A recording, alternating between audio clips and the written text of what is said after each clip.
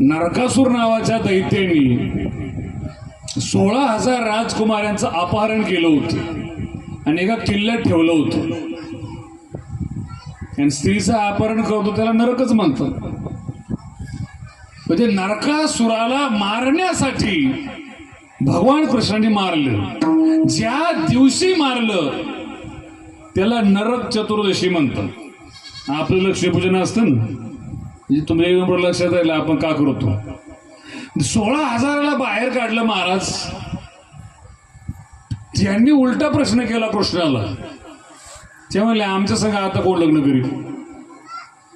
तसंही आम्हाला पिता अपहरण केलेले, डांबून ठेवलेले, कोण आमचा स्वीकार करणार. आता आमची सगळ्याचं बहुमत आहे, तुम्ही आमचा स्वीकार करावा. भगवान कृष्ण मान्य करतात. याला सामाजिक न्याय